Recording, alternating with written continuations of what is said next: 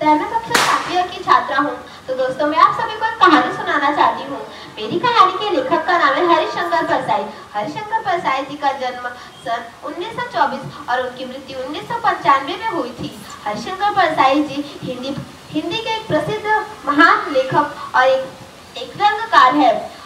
उन्होंने व्यंग्यों को हल्का सा उठाकर गंभीर सामाजिक और राजनीतिक विषयों से जोड़ा। उनकी रचनाएं आज भी प्रारंभिक है। मेरी कहानी का नाम है आदमी और चूहा। चाहता तो मैं इस लेख का नाम मैं और चूहा भी रख सकता था, लेकिन इस चूहे ने मेरा अहंकार नीचे कर दिया। जो इस देश का सामान्यतः व्यक्ति नहीं कर पाता, वह इस चूहे ने कर दिखाया। इस घर में एक मोटा चूहा है। जब छोटे भाई की पत्नी थी, तब वो खाना बनाती थी। इसी बीच पारिवारिक दुर्घटनाओं के कारण हम लोग कुछ दिनों के लिए बाहर रहे। इस चूहे ने अब ऐसा ठान लिया कि इसी घर में मुझे खाना मिलेगा, और इसी घर में नहीं, उसने इसी घर को अपना घर मान लिया। लगभग 45 दिनों तक वह घर बंद रहा। मैं अकेला लौटा। घर खोला तो देखा कि फर्श पर बहुत सारी क्रॉकरी टूटी हुई पड़ी हुई है। शायद वह चूहा क्रॉकरी और डब्बों में खाना तराशता होगा। खाना ना मिलता होगा तो पड़ोसी से जाकर खा लेता होगा और अपना जीवन व्यतीत करता होगा। घर के अंदर घुसा, बिजली जलाई और देखा तो वह चूहा मुस्कुरा कर यहाँ वहाँ खुदक रहा था। अब उसे समझ में आ गया था कि इस घर में खाना बनेगा, डब्बे खुलेंगे और उसे खुराक मिलेगी। फिर वह दिन भर यहाँ वहाँ दौड़ता रहा। उसके उल्लास को देखकर मुझे भी अच्छा लगा, लेकिन खाना तो अभी तक बना ही नहीं। मैं अकेला था। मेरे पास में ही मेरी बहन रहा करती थी। मैं दोपहर में वहीं पे खा लेता और रात को देर से आता तो फिर मेरी बहन डब्बा भिजवाती। खाना खाने के बाद मैं डब्बा बंद करके रख देता था।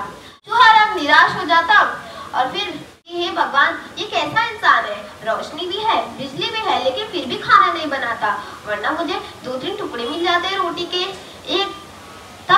एक दिन मुझे अनुभव हुआ कि इस चूहे को शायद भूख लगी होगी।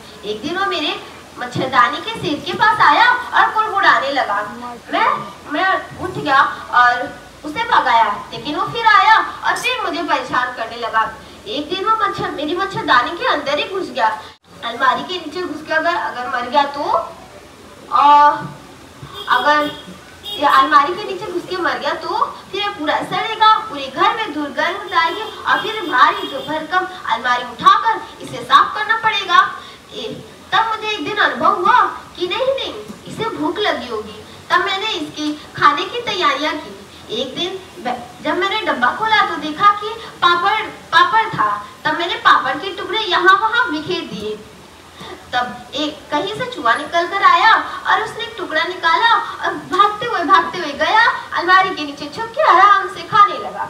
फिर एक दिन उसने डब्बे को खोला तो उसके अंदर चावल के पापड़ निकले। उसने चावल के टुकड़ों को यहाँ वहाँ फेंक दिया।